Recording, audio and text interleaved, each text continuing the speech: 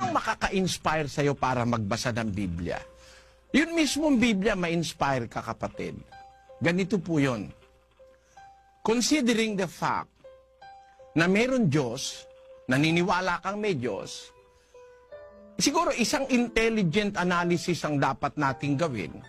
If there is a God, and if we are going to consider everything that He had made around us, maiisip mo na He is an intelligent God.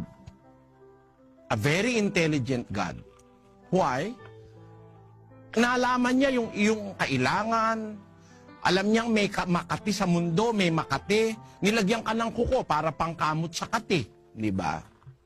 Yung kamay mo, kung titignan mo, hindi naman pantay-pantay yung daliri. Pero pag yung hindi pantay-pantay na daliri na yon ay ikukuha mo na ng pagkain sa pinggan, nagkakapantay-pantay naman yung daliri na yon. Apakaganda nung ginawa ng Diyos na kamay. Ang kamay natin, mas maganda sa kamay ng robot. Walang magawa ang taong kasing ganda ng kamay natin. Meron siyang temperature gauge na pagka yung hihipuin niya ay masyadong mainit, agad niyang bibitawan. Diba? Meron din siyang haplos ng pagmamahal, yung kamay natin. Kumpleto yan pati yung mga nerve endings yan napakaganda Napakatalino ng Diyos na gumawa sa atin. Siguro ang susunod na tanong, bakit niya kaya tayo ginawa? Siguro that must be the most intelligent question to be posed in the mind of an intelligent thinker. Ba't kaya ako ginawa ng Diyos? Ngayon, kung sasangguni tayo sa Biblia, merong sinasabi sa Biblia na iibigin mo ang Diyos ng una sa lahat. Buong puso mo, buong kaluluwa mo, buong pag-iisip mo. 22:37 ng Mateo.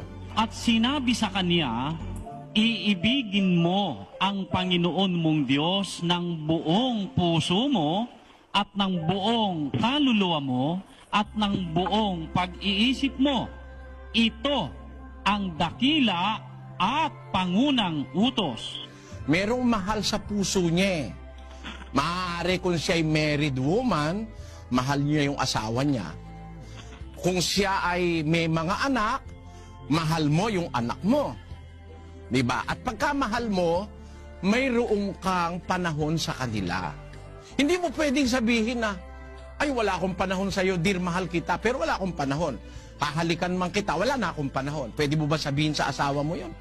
Sa anak mo, hindi mo nakakausap. Busy ko, anak, wala akong panahon sa'yo. Pwede bang ganun?